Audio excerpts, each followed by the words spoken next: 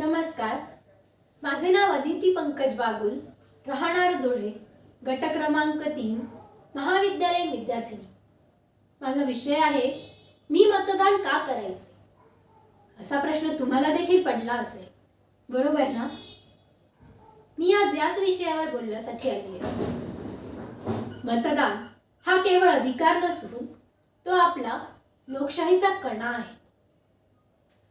पण आज मी कुठल्याही राजकीय पक्षाची कार्यकर्ती म्हणून नाही, तर स्वातंत्र्यवीर सावरकरांच्या विचारांची वारसदार म्हणून तुमच्या समोर आली आहे.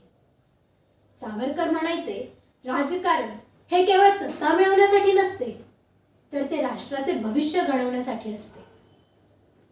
स्वातंत्र्यवीर सावरकर हे केवळ एक क्रांतिकारक नव्हते, तर ते एक प्रखर विचारवंत होते. त्यांच्या मते मतदान ही केवळ एक प्रक्रिया नसून राष्ट्र रक्षणाचे एक शस्त्र आहे. मित्रांनो, आठवा तो काळ जेव्हा अंदमानच्या काळकोठडीत सावरकर कोलू ओढत होते. त्यांच्या अंगावरचे साखळ दंड, तो घाम आणि रक्ताने भिजलेला देह. त्यांनी ते कष्ट का सोसले? कारण भारतातील त्यांच्या देशबांधवांना मतदानाचा अधिकार मिळावा. ज्या मताच्या अधिकारासाठी सावरकरांसारखे हजारो क्रांतिकारक आपल्या आयुष्याची होळी करत होते, त्या मतदानाची किंमत आज आपण विसरलो आहोत का? सावरकर सांगायचे की ज्या दिवशी तुम्ही मतदानाची सुट्टी म्हणून घरी बसता, त्या दिवशी तुम्ही केवळ एका मताला मुकत नाही, तर तुम्ही राष्ट्राची सुरक्षा आणि संस्कृती धोक्यात आणता. जरा विचार करा, जर सावरकरांनी अंदमानात असा विचार केला असता की मी एकटा म्हणून काय होईल, तर आज आपण भारतात श्वास घेऊ शकलो असतो. मग आज तुम्ही असा विचार कसा करू शकता की माझ्या एका मताने काय फरक पडणार? तुमचे एक मन म्हणजे सीमेवर लढणाऱ्या सैनिकाला पाठिंबा आहे. या मातीतील संस्कृती आणि अस्मितेचे संरक्षण करणारे एक कवच आहे. आणि सर्वात महत्त्वाचे म्हणजे राष्ट्रविघात शक्तींना दिलेली एक चपराक आहे. सावरकरांचे एक जळजळीत वाक्य आहे, हिंदुस्थानचे राजकारण हिंदूकरण करा आणि हिंदूंचे लष्करीकरण करा. या आधुनिक वाक्याचा अर्थ काय?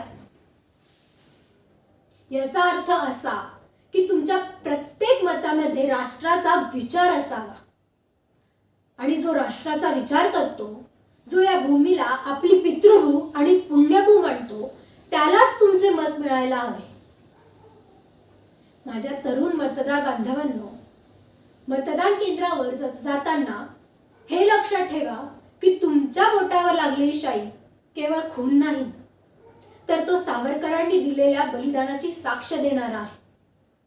ते बोट जेव्हा ईव्हीएम मशीनवर दाबले जाते, तेव्हा त्यातून उमटणारा आवाज हा गुलामगिरीच्या बेड्या तोडणारा असावा.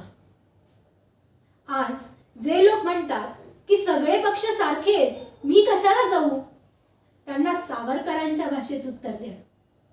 जर तुम्ही चांगल्या माणसाची निवड करण्यासाठी बाहेर पडलात,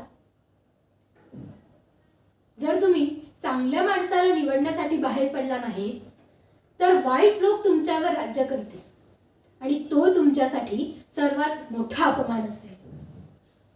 शेवटी इतकंच म्हणेन, उठा, जागे व्हा, सावरकरांच्या स्वप्नातील समर्थ भारत घडवण्यासाठी बाहेर पडा. तुमचे मत केवळ कागदावर नाही, तर भारत मातेच्या कपाळावर राज तिलक म्हणून मिरवा. लक्षात ठेवा, सावरकर आज आपल्यात नाही, पण त्यांचे विचार आपल्या रक्तात असायला हवेत. तुमचे एक मत या देशाला पुन्हा एकदा विश्वगुरु बनवू शकेल. जयोस्तुते श्री महन मंगले शिवास्पदे शुभदे. जय हिंद, वंदे मातरम.